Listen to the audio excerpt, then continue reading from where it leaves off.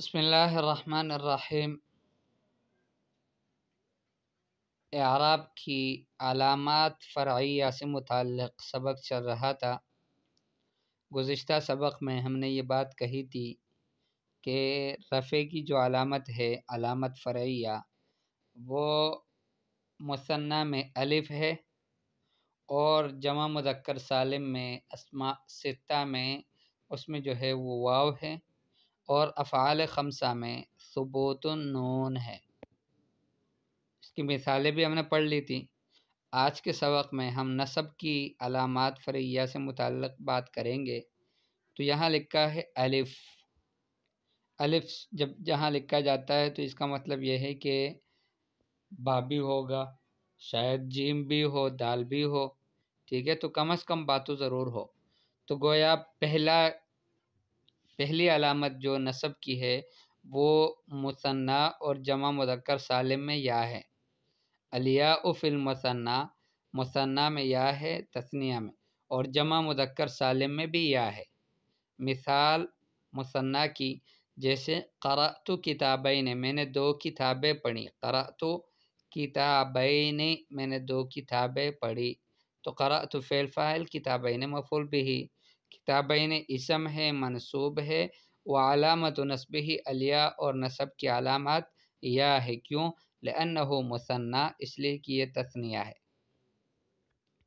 اب اعراب دیکھ لیں۔ قرأت فعل ماض مبنی علی السکون لاتصالہ بتاء الفاعل المتحرکہ۔ قرأت، ویسے تو فعل ماضی جو ہے وہ مبنی علی الفتحہ ہوتا ہے، لیکن یہ کیوں مبنی علی السکون ہے؟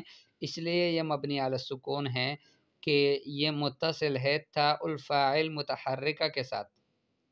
فاعل کی جو تا متحرکہ ہے، فاعل سے مراد متکلم کی جو تا ہے اور وہ متحرکہ تا ہے۔ تو قرأت فعل ماض مبنی علی السکون لاتصالہ بتاء الفاعل المتحرکہ، والتاء ضمیر متصل، اس میں جو تا ہے نا قرأت، تو یہ ضمیر متصل ہے، مبنی علی الضم فی محل رفع فاعل۔ کتابین مفعول به منصوب وعلامت نصبه الیاء لأنه مثنى، والنون عوض عن التنوین فی الاسم المفرد۔ نصب کی علامت تو یا ہے، تو پھر یہ نون کیوں ہے آخر میں؟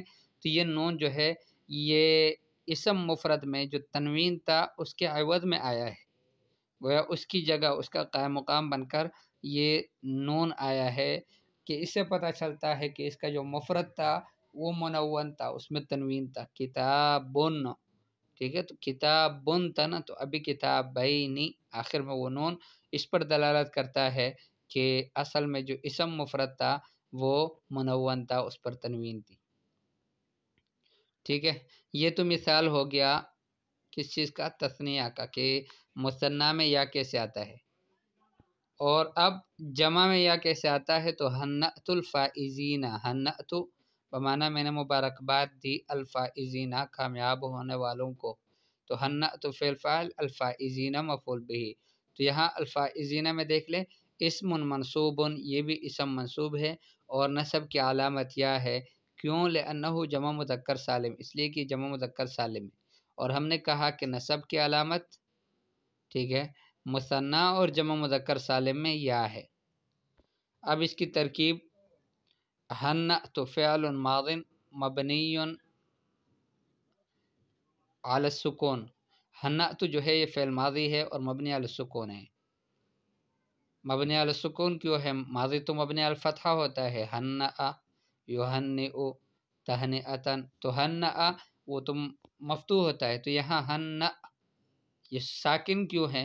تو مبنی علی السکون کیوں ہے؟ مبنی علی السکون اس وجہ سے ہے لاتصالہ بتاء الفاعل المتحرکہ، اس لیے کہ یہ متصل ہے فاعل کی تا متحرکہ کے ساتھ، والتاء ضمیر رفع متصل، اور تا جو ہے وہ رفع کی ضمیر ہے، ضمیر مرفوع متصل ہے، مبنی علی الضم، مبنی علی الضمہ ہے، ہمیشہ مضموم ہی رہے گا، فی محل رفع فاعل، یہ محل رفع میں فاعل ہے، الفائزین مفعول به منصوب وعلامت نصبہ الیاء لأنہ جمع مذکر سالم، ٹھیک ہے۔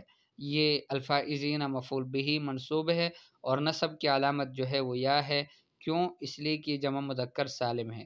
والنون عوض عن التنوین فی الاسم المفرد، نون وہ عوض ہے تنوین سے اسم مفرد میں، فائزن، اس میں چونکہ تنوین تھا آخر میں، تو اس تنوین سے یہ جو نون ہے نا یہ عوض ہے، اس کے بدلے میں یہ نون لگایا گیا ہے۔ تو تثنیہ میں، مثنیٰ میں اور جمع مذکر سالم میں نصب کی علامت یا سے ہے، علامت سے مراد علامت فرعیہ۔ الالف فی الاسماء الستہ،